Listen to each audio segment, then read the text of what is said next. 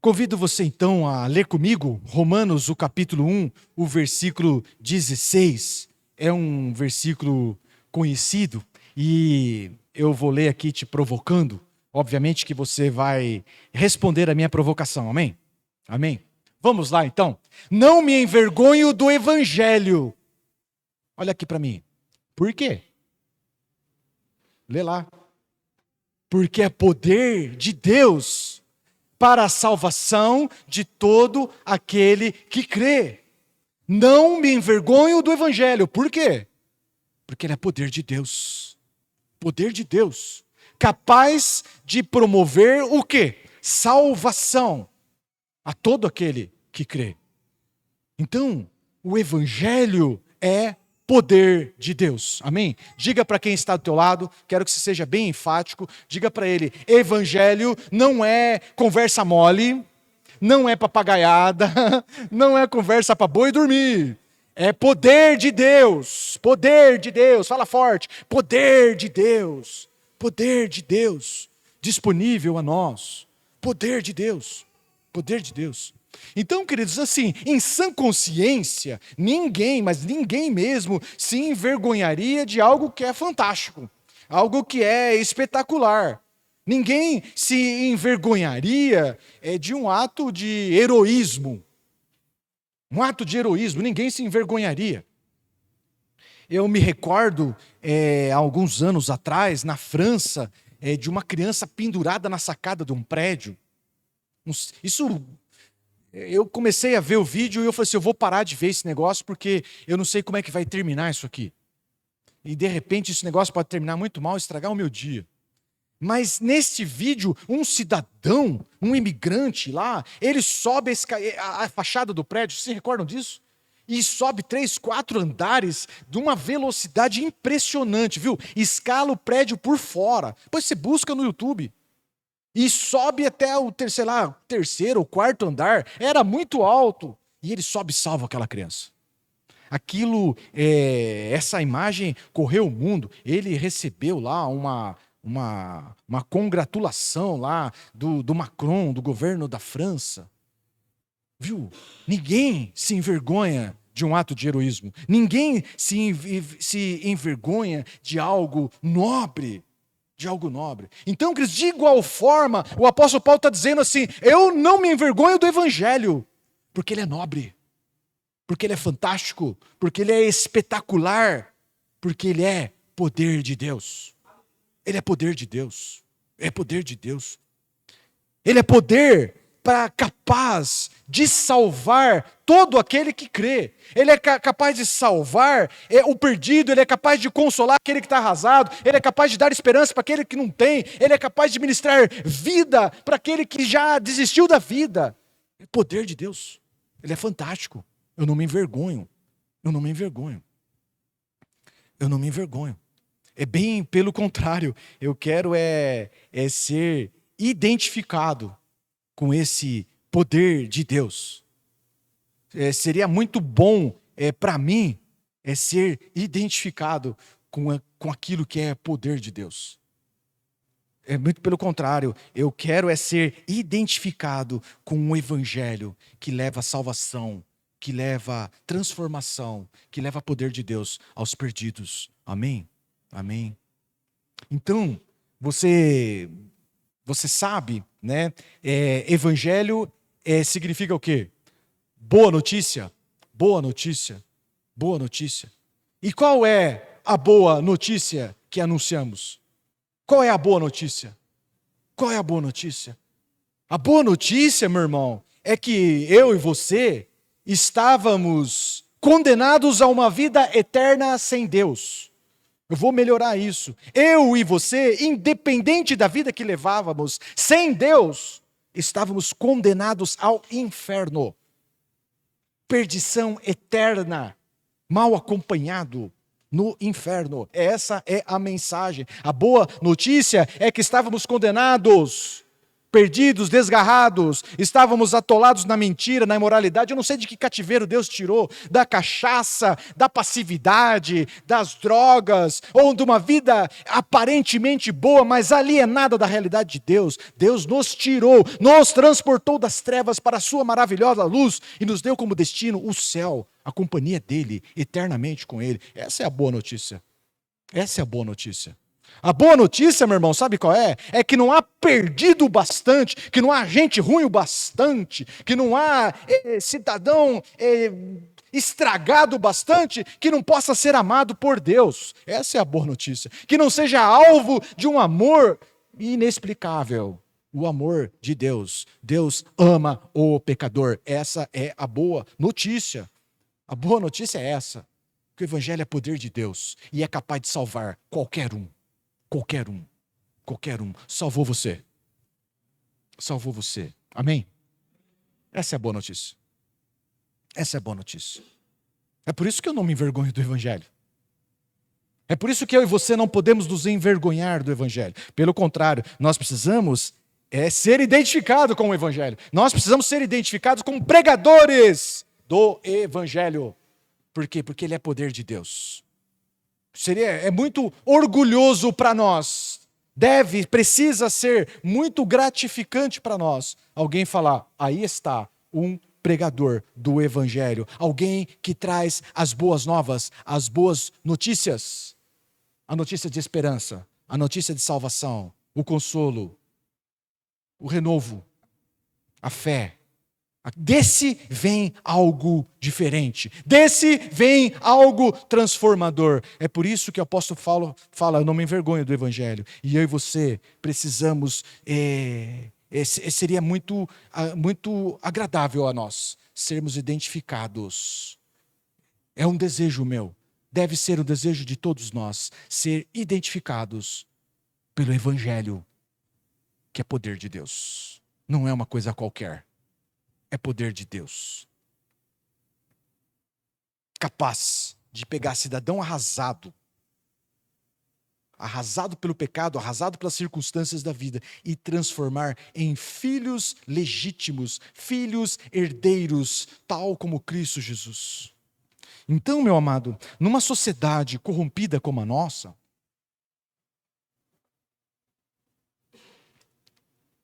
faz falta aqueles que se orgulham do Evangelho, aqueles que difundem, que pregam o poder de Deus. Faz falta.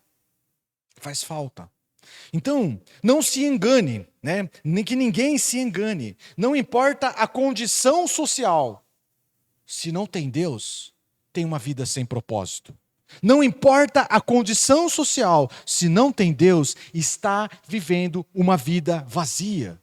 Pode morar num palácio, pode morar em grandes condomínios, pode morar e desfrutar de recursos, de diplomas, de boa formação, pode ter grandes reconhecimentos dos homens, ou pode ser alguém que não tem nada e absolutamente nada. Deixa eu dizer para você, se não tem Deus, igualmente estão vivendo uma vida vazia e sem propósito. Nós estávamos com a liderança aqui da igreja, ouvindo o pastor Carlito Paz, e ele trouxe uma estatística da cidade dele, São José dos Campos, que não deve ser diferente da nossa. Com certeza deve ser uma realidade muito próxima da nossa. Vivemos, queridos, numa sociedade onde o suicídio é alto. Os nossos jornais não dão mais essas notícias. Sabe por quê? Porque estão com medo de dar um start em outros que estão também igualmente querendo desistir da vida. E de repente, isso pode servir como um incentivo. E sabe o que é? Na cidade de São José dos Campos, se suicida por dia. Morre mesmo. Não se conta nisso aqueles que tentam suicídio e não conseguem. Por dia. Essa é a realidade. E quem são essas pessoas? A grande maioria dessas pessoas são pessoas de classe média social, de classe social alta, classe média alta, gente de recursos, gente com boa formação, que mora bem, que tem boas estruturas, que é estudadas, que tem muitos diplomas, estão desistindo da vida. Não são. Surpreendentemente, o maior número não é dos moradores de rua. Não é. O maior número é daqueles que têm recursos e condições. E sabe o que isso mostra para nós, queridos? É que uma vida sem propósito é tão ruim quanto a morte. Alguns, diante desse dilema, uma vida sem propósito e a morte, uma vida sem propósito e a morte, sabe o que é? Tem escolhido a morte. Essa é a realidade. Essa é a realidade. Essa é a triste realidade. Diante de uma vida, bom, tem recursos, tem tudo que essa vida que este mundo pode proporcionar, mas diante de uma vida sem propósito e a morte, muitos, em São José dos Campos, todo dia, escolhe a morte. Fala aí, misericórdia. Viu? Nós, como igreja, meus irmãos, eu fiquei muito chocado com isso. Chocado com isso. Sabe por quê? Porque o Senhor nos comissionou a pregar o evangelho, que é o quê? É o quê? Poder de Deus. Poder de Deus. Experimentado, vivido, comprovado, atestado por anos, por milênios na vida da humanidade. Transformou a minha vida. Então, eu quero relembrar, vamos juntos relembrar as últimas palavras do Senhor Jesus. As últimas palavras de alguém, ela sintetiza a sabedoria de uma vida. Inclusive, eu tenho uma pregação em que eu estudo as últimas palavras de vários personagens bíblicos e, inclusive, está lá essa, né, a de Jesus, a do principal deles. E eu queria compartilhar com os irmãos esse texto conhecido, Marcos, o capítulo 16. Vamos ler o versículo 15 e o versículo 16. Ele lhes disse, Jesus disse aos seus discípulos, vão pelo mundo todo, preguem o quê? O evangelho a todas as pessoas. Quem crer e for batizado, será o quê? Salvo. Mas quem não crer, será o quê? Condenado. Veja. Quem crê, salvo. Quem não crê, condenado. Então, aqui tem o ide do Senhor. Ide e pregai o quê, que diz o texto? O evangelho. E me recorda aí, o evangelho é o quê mesmo? Poder de Deus, capaz de proporcionar o que na vida das pessoas? Salvação, transformação. E quem o Senhor comissionou? A quem o Senhor deu esse direcionamento? A quem? Aos seus discípulos. Tem discípulo de Jesus aqui? Essa é uma mensagem dada a nós. Essa é uma responsabilidade nossa. Nossa, meu irmão. Fala aí, minha. Essa é a responsabilidade nossa. Então, acompanha comigo isso aqui, como é incrível. Em toda a criação, ela atende à ordem do Senhor prontamente. Em toda a criação, não é? Acompanhe comigo. O Senhor Deus disse lá no princípio, haja luz. E o que aconteceu? Houve luz. Foi atendido. O Senhor Jesus estava em meio à tempestade, ele disse aos ventos, aquietai. E o que aconteceu? O vento aquietou. As ondas, acalme-te ondas. E o que aconteceu? As ondas acalmaram. Deus disse a uma mula, fala com Balaão, porque ele tá fazendo muita burrice. E o que a mula fez? A mula falou. É isso mesmo, a mula falou. É isso. O Senhor Jesus repreendia as doenças, e as doenças atendiam o Senhor. Viu? Até os demônios, prontamente, fala comigo, prontamente, obedecem à ordem do Senhor. O Senhor deu uma direção para a igreja. Ide por todo o mundo e pregai o evangelho. Ô meu irmão, falei. Ô meu irmão, falei. Ô meu irmão. Não pode ser nós, os únicos em toda a criação, a ignorar a ordem do Senhor. A ignorar a ignorar o direcionamento, a não atender a voz do Senhor. Estão comigo?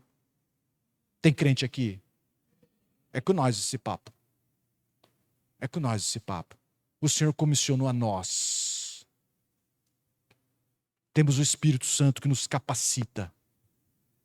O poder do Senhor está aí dentro, cara. Aponta para quem está do teu lado, mas faz igual você responde quando vem pregador famoso. Vai lá, né? Vocês atendem, né? Quando vem pregador de casa, né? Ninguém atende. Fala assim, o Espírito Santo está aí. Fala aí, o Espírito Santo está aí, ó. O Espírito Santo está aí, ó. O Espírito Santo está aí. O Espírito Santo está aí. O Espírito Santo está aí. Nós já temos, queridos, condições de ser esse agente de transformação. Nós já temos. Vamos ser francos com nós mesmos. Não responda para você. Quando foi a última vez que você compartilhou do Evangelho com um perdido? Deixa eu fazer uma pausa. Não é fazer o que eu estou fazendo aqui. Isso aqui é mole. Fala aí, é mole. É mole. Pregar para crente é mole. Não é disso que eu estou falando. Não é disso que eu estou falando. É pregar a um perdido. É o cidadão chegar do teu lado lá no teu serviço, resmungando, falando um monte de besteira, amaldiçoando tudo.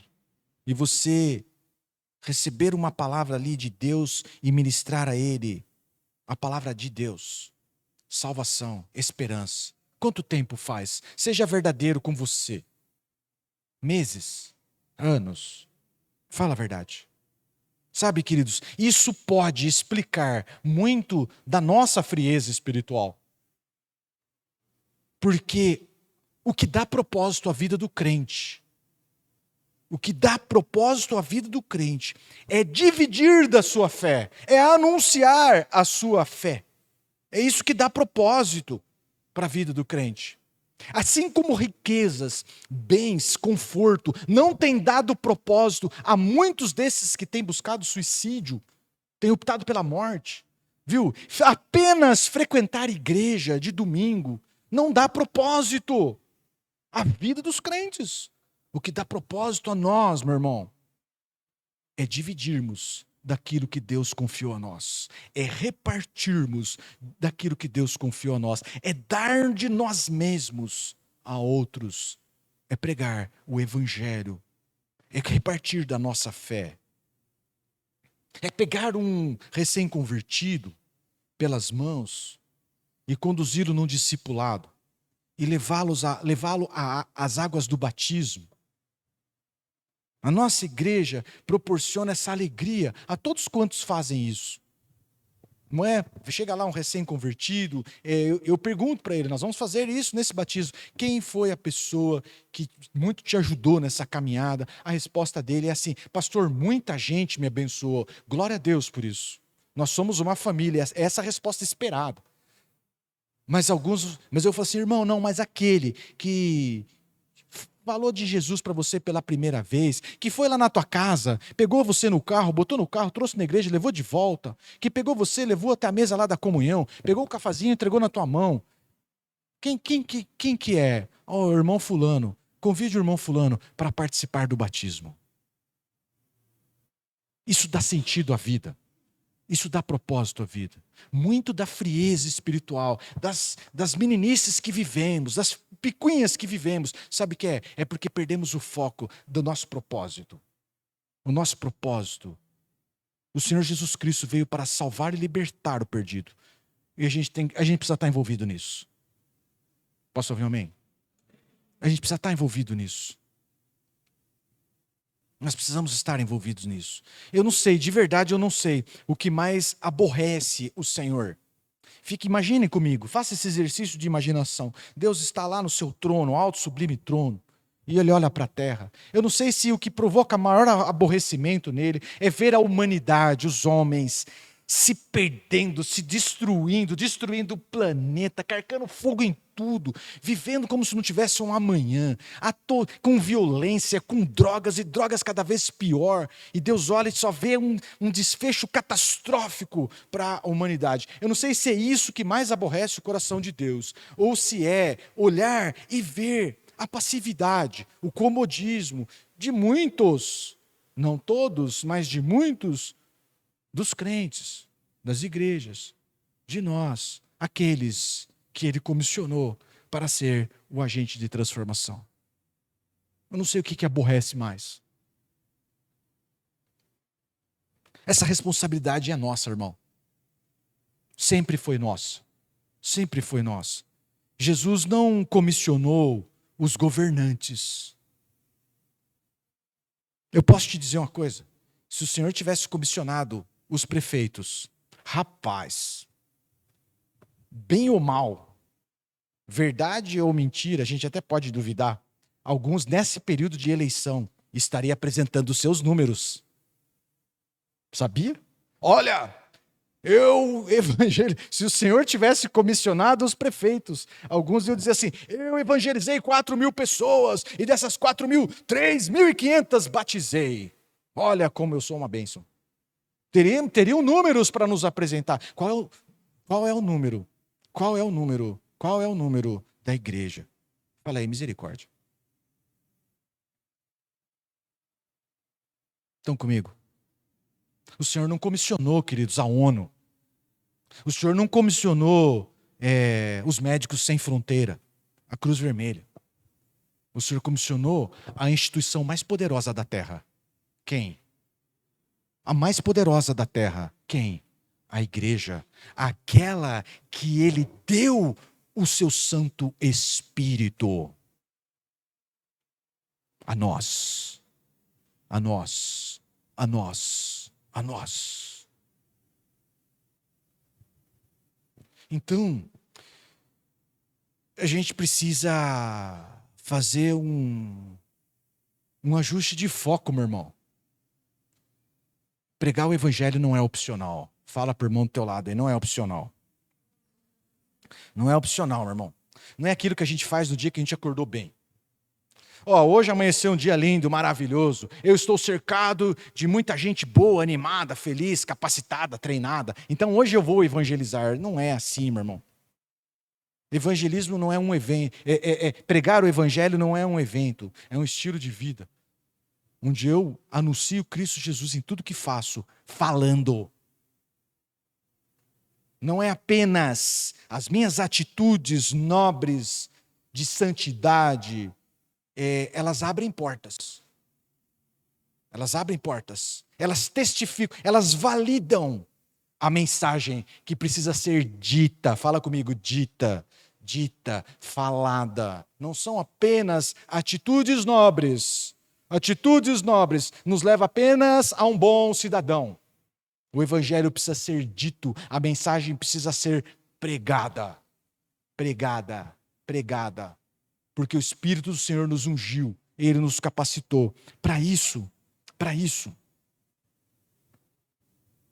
Então, há um consenso na igreja, no mundo, há um consenso. O consenso é que vivemos o tempo do fim, amém? Amém? Tempo do fim. Vivemos um tempo do fim. Eu fico apavorado em ver essa quantidade de incêndio que está acontecendo. Se é criminoso ou não, se é fatalidade ou não, meu irmão, é o seguinte, a cada ano o negócio piora, sim ou não? Eu fico pensando como é que vai ser o ano que vem, cara. A cada ano piora esse negócio, essa terra vai acabar em fogo, meu irmão. Vivemos o tempo do fim, é um consenso, há consenso nisso, há um consenso nisso. Vivemos outro consenso na igreja mundial, vivemos um tempo de colheita. Vivemos um tempo de colheita. Vivemos um tempo onde as pessoas estão sedentas pelo evangelho. As pessoas estão abertas ao evangelho. É isso. Então, pensando na agricultura, queridos, se a plantação está pronta, está madura, está pronta para ser colhida, e essa é a nossa convicção espiritual, se a plantação está pronta para ser colhida, ou colhe ou perde. Sim ou não? Não dá para esperar o ano que vem. Não dá para esperar o ano que vem. Não, tá madura, mas ano que vem eu volto para colher. Vai perder. Ou colhe ou perde. Ou colhe ou perde.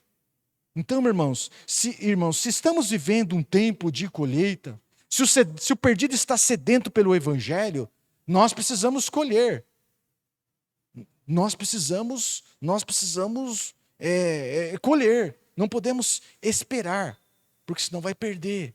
Não podemos perder o tempo da visitação do Senhor. Nós não podemos perder esse tempo de favor do Senhor. Basta pregar. Basta pregar. Porque o perdido está sedento. Então, eu quero te encorajar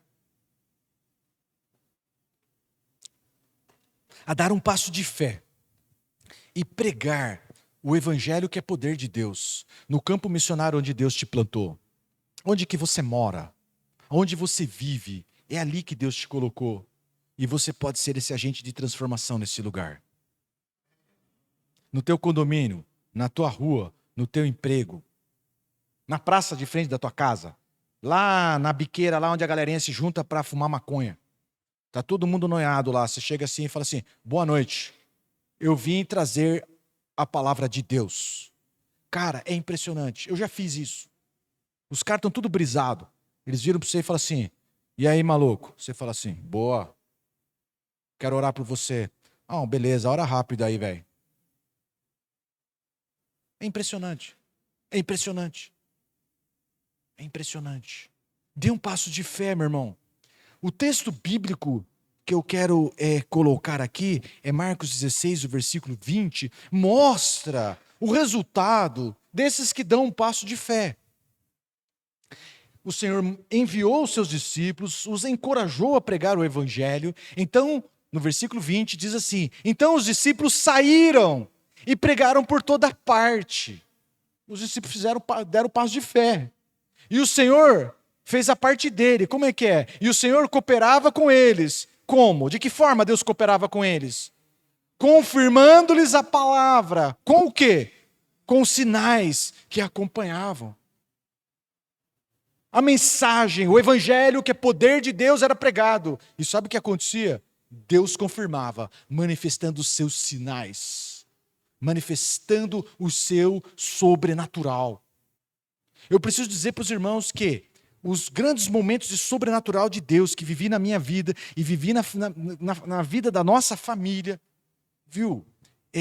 Eu sempre fazia uma interrogação.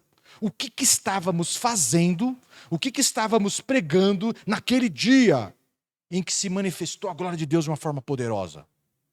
Viu? Em grande parte dessas manifestações sobrenaturais de Deus, sabe o que a gente estava fazendo? Adivinha? Pregando salvação. Pregando salvação. Vou dar um testemunho para os irmãos.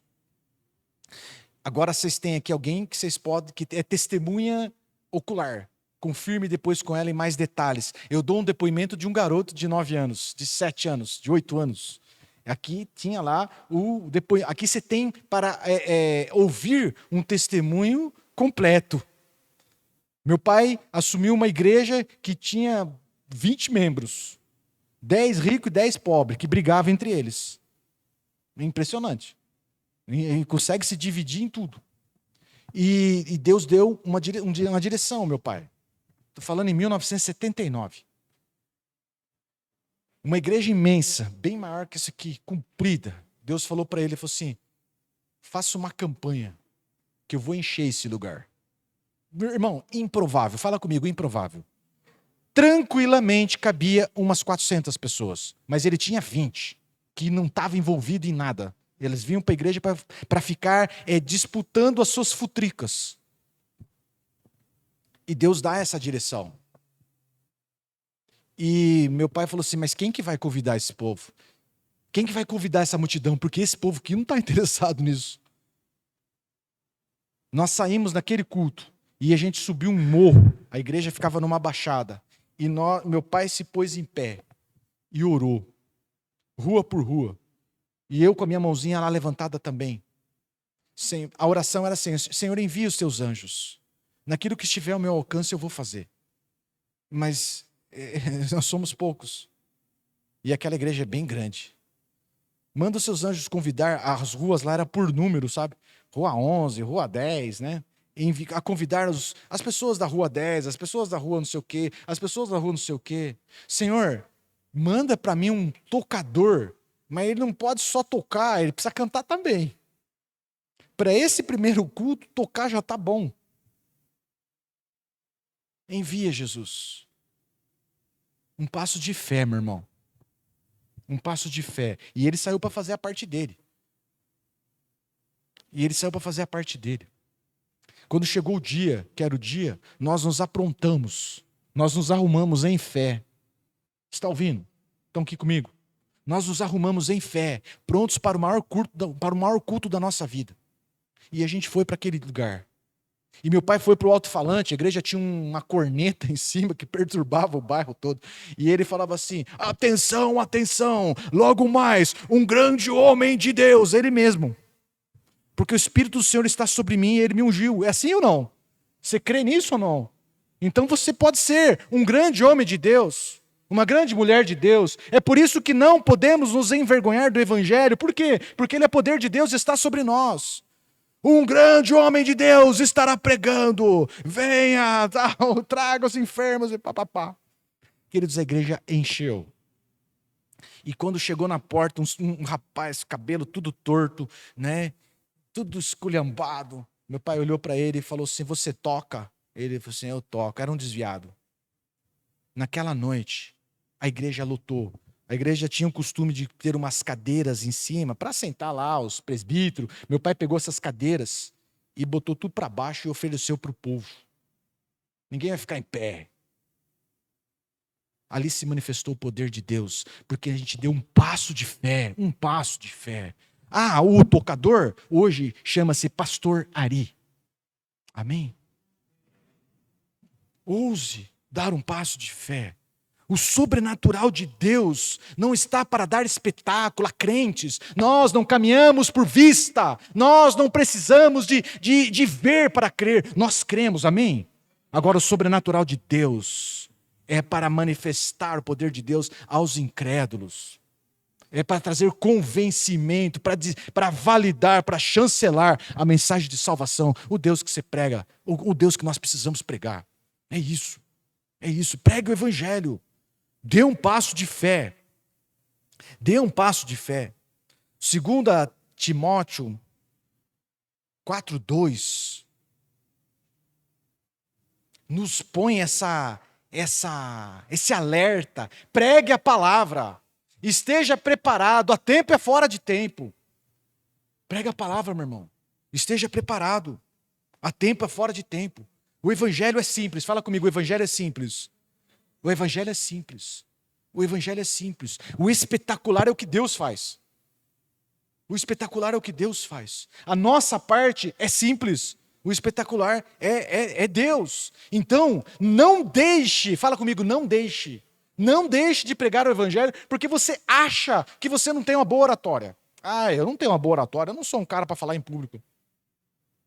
Não deixe de pregar o Evangelho porque você acha que você não tem um grande conhecimento, que você não tem um conhecimento profundo na Bíblia. Ah, eu não. Não deixe de pregar o Evangelho. O Senhor nos chamou para fazer coisas simples. O Senhor nos chamou para ser testemunhas. E testemunha faz o quê? Testemunha fala do que viu. Imagine lá num processo. Vamos chamar aqui o senhor Osnir, né? Que é esse cidadão aqui conhecido como Júnior. Senhor Osnir, me fale. E você é uma testemunha do processo. O que você vai falar? Do que você viu, do que você vivenciou, do que você presenciou. Viu, meu irmão? O Senhor já deu a você uma mensagem poderosa. Sabe qual é? Aquela que transformou a tua vida. Organiza isso. Organiza isso. Uma história de vida bem contada, regada pelo Espírito Santo. É o que basta. Faça uma versão do seu testemunho, uma versão de 5 minutos. E faça uma versão de 15 minutos. E faz mais uma de meia hora. Beleza? E aí, maluco? Tá reclamando da vida? Posso falar para você do que Deus fez na minha vida? Aí você olha pro cara, o cara fala assim, 5 minutos para você, Leão. Pronto. Você pega a pregação em 5 minutos. Se você está na tua casa, sentado na tua mesa, tomando o teu café, aí você tem meia hora. Certo ou não? Está sentado bem acomodado. Prega o evangelho, meu irmão. Prega o evangelho. Diga o que Deus fez na sua vida. No final faz um apelo. Você quer receber Jesus? Um cidadão, ó, que maluco. Irmãos, o que temos feito nas reuniões de casais? O que temos feito? Testemunhos, histórias de vida bem contadas e regadas com o Espírito Santo. Viu? Sabe quais livros mais vendem no planeta? Qual que é a temática do livro que mais vende no planeta? Biografia. Há um interesse imenso em saber da vida dos outros. Há um interesse imenso de muita gente em saber o que acontece na tua vida. Pro bem ou pro mal. Tem muita gente interessada em saber a razão da tua alegria, do teu sucesso. Apresente Jesus a eles. Os livros que mais vendem contam história de pessoas. Os programas mais assistidos da televisão falam da vida dos outros. Na minha época a gente tinha revista, né? Contigo. Né? Lembra disso? Só fofoca. Quem? Só fofoca. Há um interesse imenso pela vida dos outros, pro bem ou pro mal. As pessoas, tem muita gente interessada em saber a razão da tua alegria, a razão da tua fé. Prega o evangelho, prega o evangelho, prega o evangelho. Prega, anuncia o que Deus fez na sua vida. Amém? O evangelho é simples, fala comigo.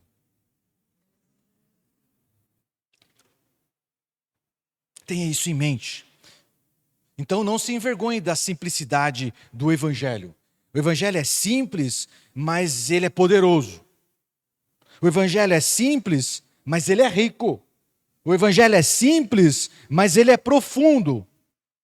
Então, entenda o seguinte, se Deus te ungiu com criatividade, se Deus te ungiu com inovação, se Deus te ungiu com dons artísticos, fala assim comigo, glória a Deus.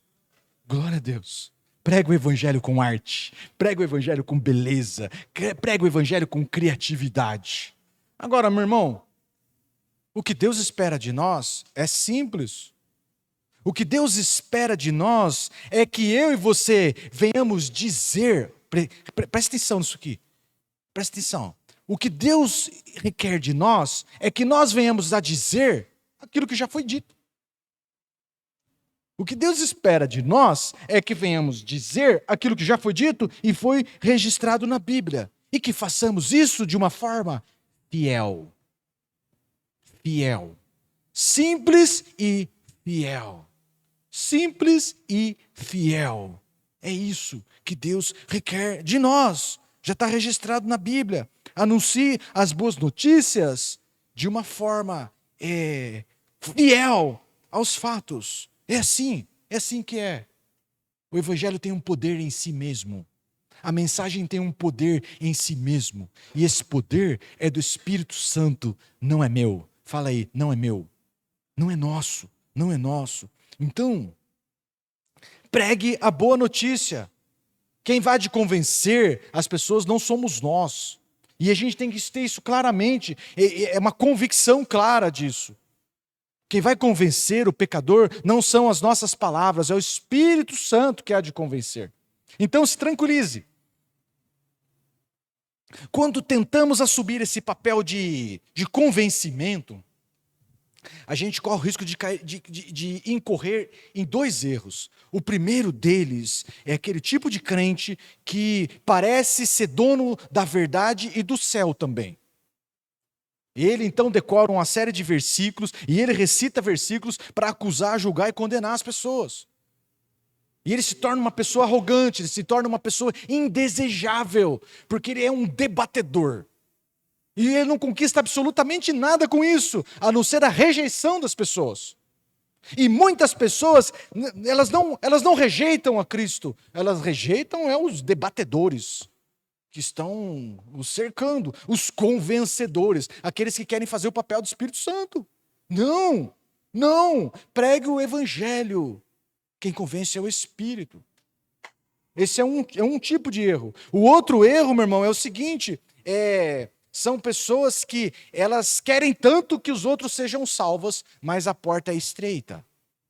E elas querem encher a igreja, elas querem encher a sala, elas querem encher o céu, mas a porta é estreita. E então elas pegam uma picareta e falam assim: não, vamos resolver o problema. Vamos abrir a porta, vamos alargar a porta, vamos baratear o evangelho e vamos trazer gente para dentro. E aí vai entrando pessoas que não experimentaram o poder do evangelho. Do evangelho. Por quê? Porque assumiram um papel de convencer. Quem convence é o Espírito Santo. Trabalhe em conjunto com o Espírito Santo. Busque uma estratégia do Espírito Santo. O Evangelho é simples, mas é poderoso. A mesma mensagem, queridos, se atente a isso. A mesma mensagem traz salvação ao que crê, mas também traz condenação àquele que ouve e a rejeita.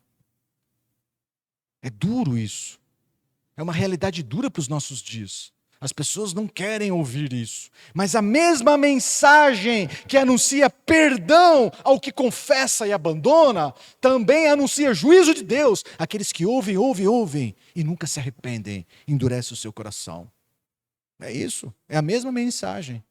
A mesma mensagem que enriquece, ela também nos responsabiliza.